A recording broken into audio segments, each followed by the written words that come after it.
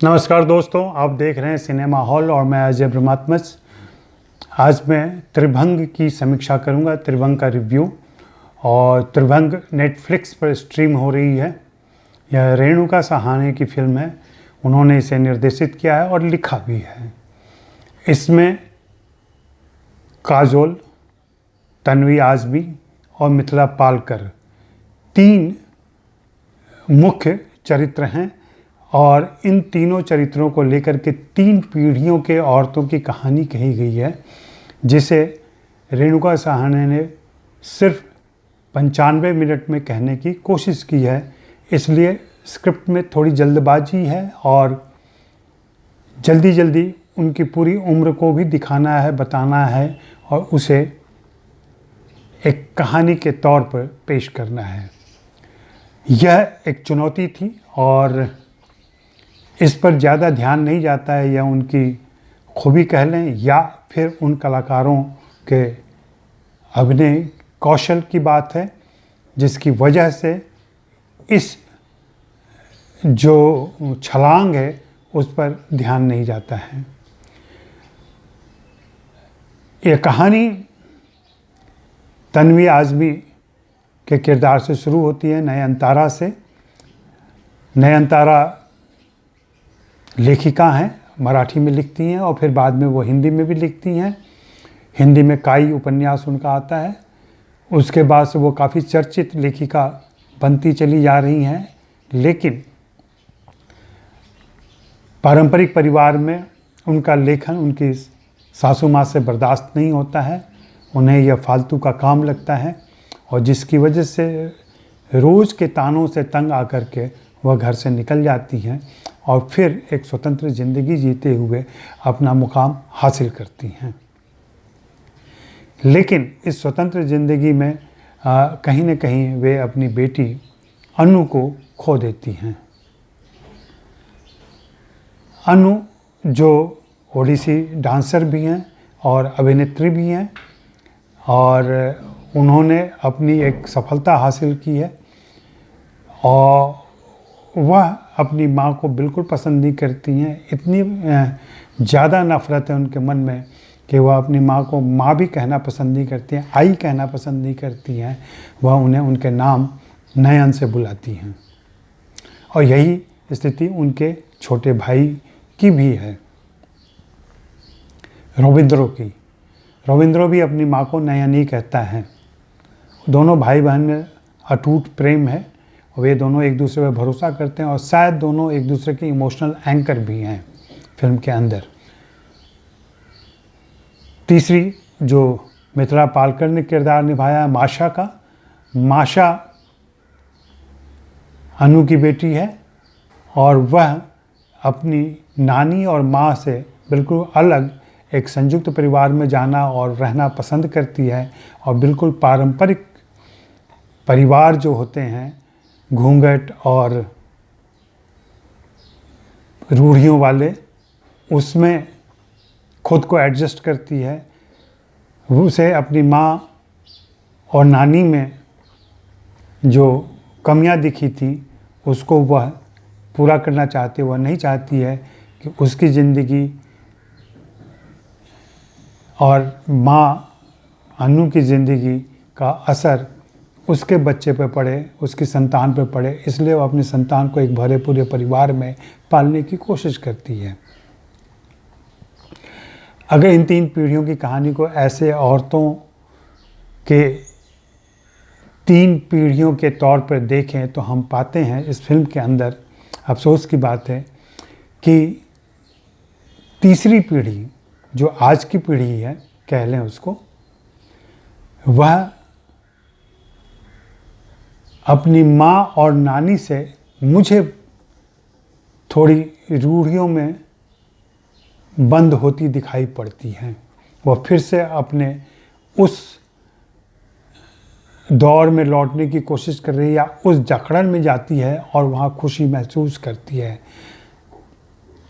अगर अनु और माशा के संवादों को याद करें तो अनु को जब पता चलता है कि उसने गर्भ का जांच करवाया था और यह पता किया था कि बेटा है कि बेटी, और अगर बेटी होती तो फिर उन्हें एक लंबा संघर्ष करना पड़ता।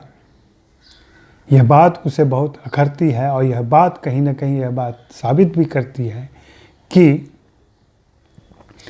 आज की लड़कियों में कुछ ऐसी ज़रूर हैं जो ऐसी पारंपरिक सोच में फिर से जकड़ रही हैं।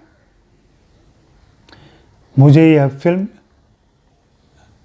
नयन और अनु के चित्रण में तो बहुत ही आगे प्रगतिगामी लगी, लेकिन माशा के चित्रण में, माशा के चरित्र को बढ़ाने में या ले जाने में, उसको माँ और नानी के एंटीथेसिस के रूप में पेश करने में कहीं न कहीं मुझे ऐसा लगता है कि यह फिल्म प्रतिगामी हो गई है।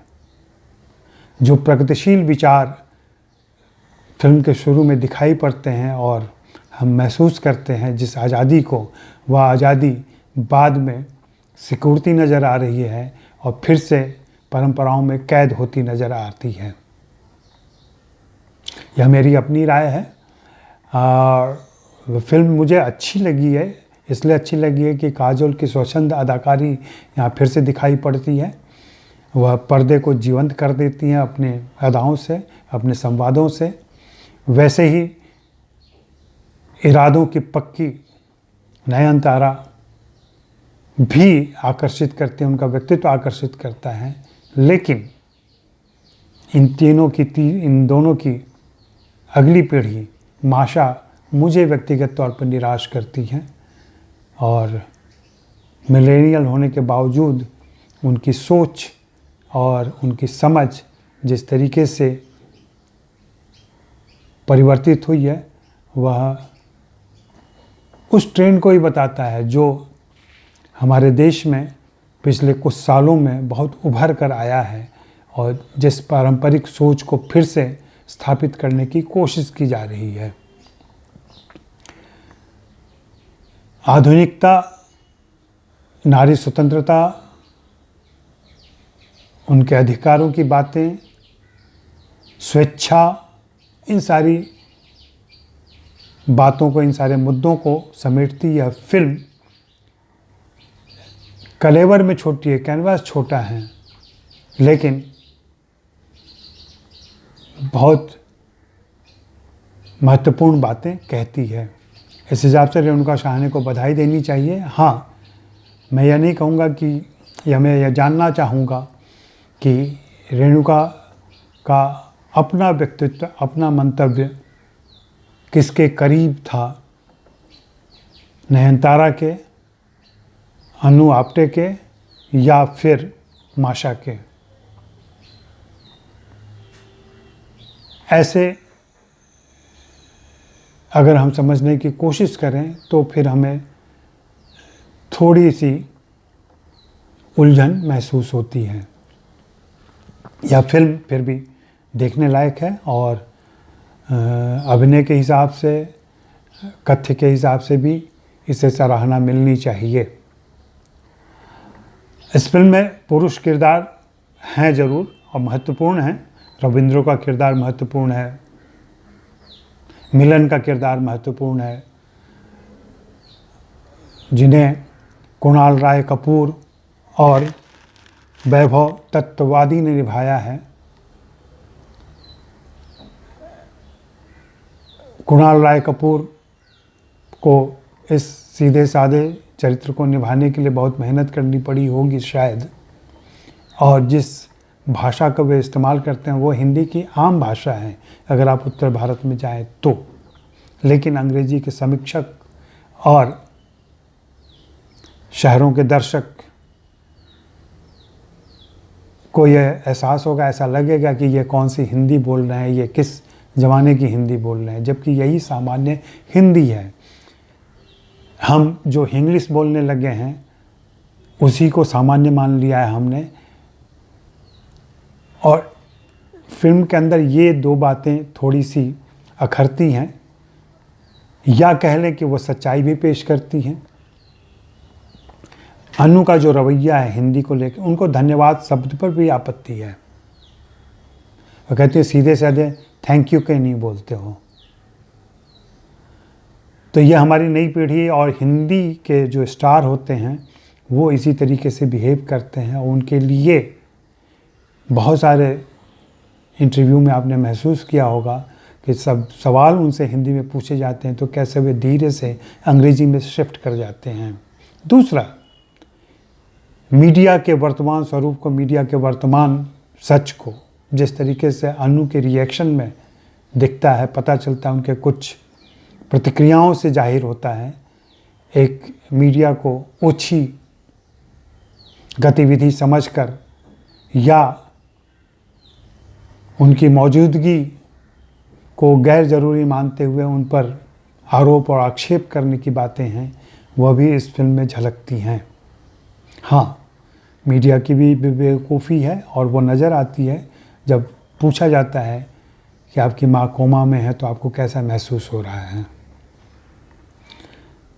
हालांकि अमूमन ये फौरी या तात्कालिक पत्रकारिता में इस तरीके की बातें होती हैं और मीडिया कवरेज के लिए इस तरीके के सवाल पूछ लिए जाते हैं, लेकिन आप देखें और गौर करें तो अभिनेत्रियों से और अभिनेताओं से और फिल्मी हस्तियों से गंभीर बातें भी होती हैं और ये पत्रकार ही करते हैं और उनकी खूबियों को जाहिर करते हैं।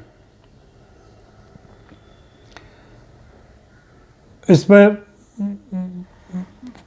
प्रतिक्रिया करना शायद उतना बेहतर नहीं होगा, लेकिन ये दोनों चीज़ें आई हैं फिल्म के अंदर।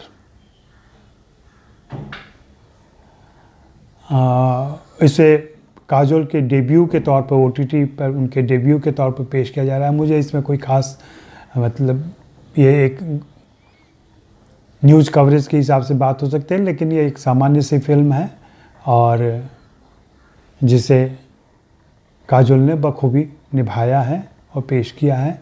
फिल्म छोटी है, कैनवास छोटा है, बातें बड़ी हैं और थोड़ी सी उलझी हुई हैं। फिर आप अपनी राय दें इस फिल्म को देख कर के। मेरी राय यही है और मैं इसे 3 स्टार देना चाहूँगा। शुक्रिया, मेहरबानी, धन्यवाद, नमस्कार।